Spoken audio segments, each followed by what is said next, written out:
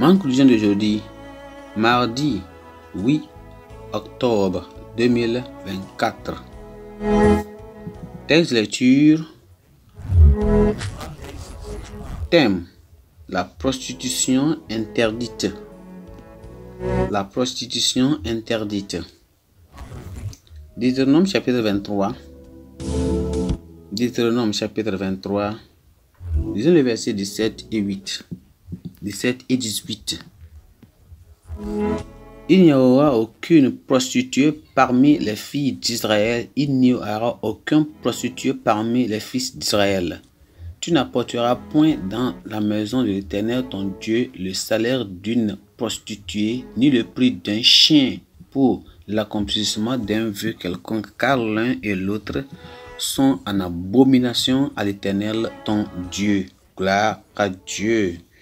Le verset clé, c'est le verset 17 qui dit quoi? Il n'y aura d'aucune prostituée parmi les filles d'Israël et il n'y aura aucun prostitué parmi les fils d'Israël. Gloire à Dieu. Qu'est-ce qu'une prostituée? Selon le dictionnaire Merriam-Webster, le mot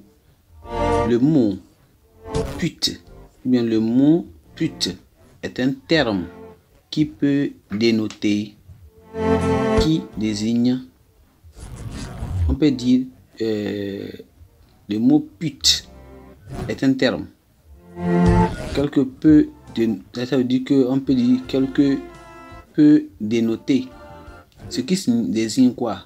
Une personne qui a des relations sexuelles contre rémunération. Donc cette personne fait cela pour être payée. Donc une prostituée est un homme qui a des relations, une prostituée ou bien une prostituée ou bien un prostitué est un homme ou bien une femme qui a des relations sexuelles contre de l'argent. Donc une femme aux mœurs légères ou immorales traduit de sa racine hébraïque,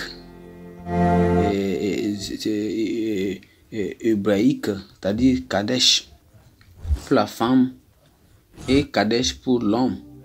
Donc on peut dire Kadesha pour la femme en hébreu et aussi Kadesh pour l'homme. Donc une prostituée telle qu'elle est utilisée dans la version Louis II de la Bible désigne un homme ou une femme qui se prostitue dans le cadre du culte d'une idole, généralement contre rémunération, tout en accusant l'Astarté et même Baal, deux des anciens dieux de la procréation. Vous savez cela, non? De Astarté et même Baal, ce sont des anciens dieux de la procréation, pour donner d'enfants. Donc, et cela appelé prostitution culturelle dans plusieurs autres traductions de la Bible. Donc la prostitution était une pratique très courante parmi les nations idolâtres qui vraiment entouraient le peuple Israël. Donc afin de préserver son peuple, donc Dieu a fait quoi? Israël d'une sûre qui vraiment aboutirait certainement à sa destruction immédiate et ultime. Donc le Seigneur lui-même lui a ordonné Israël d'éviter toute association avec les nations païennes voisines qui pratiquaient des actes aussi odieux que la prostitution. Donc Dieu a ordonné à Israël dans Michée chapitre 1 le verset 7, même en Apocalypse chapitre 22 le verset 15, de ne jamais accepter en expiation ni même en offrande volontaire le salaire d'une prostituée, c'est-à-dire l'argent qu'elle tire de sa prostitution et le prix d'un chien, c'est-à-dire non pas l'argent obtenu par la vente d'un chien, mais les gains de l'immoralité. Donc ce commandement divin de se séparer de la souillure et des autres vices de la société subsiste encore aujourd'hui. Donc tous ceux qui professent le Christ doivent fuir ce qu'on appelle l'impudicité selon 1 Corinthiens chapitre 6 le verset 18. et se dissocier de toutes les formes de perversion, selon Romains chapitre 1, le verset 21 à 32. Et ces actions-là, ils sont devenus quoi?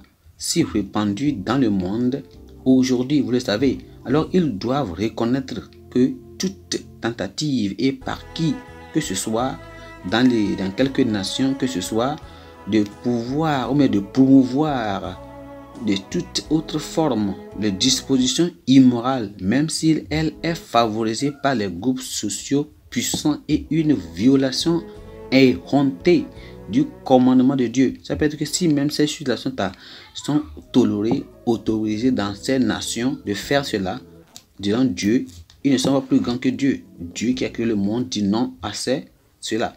Donc, le jugement de Dieu attend tous ceux qui se livrent à de telles pratiques aberrantes et le conseil de Dieu à tous ceux qui s'engagent dans de tels actes de se repentir et croire en l'évangile, de recevoir Jésus-Christ comme Sauveur et Seigneur, puis de sortir du milieu d'eux et de se séparer de ces choses mauvaises, selon 2 Corinthiens chapitre 2, le verset, et de 2 Corinthiens 2, le verset 17.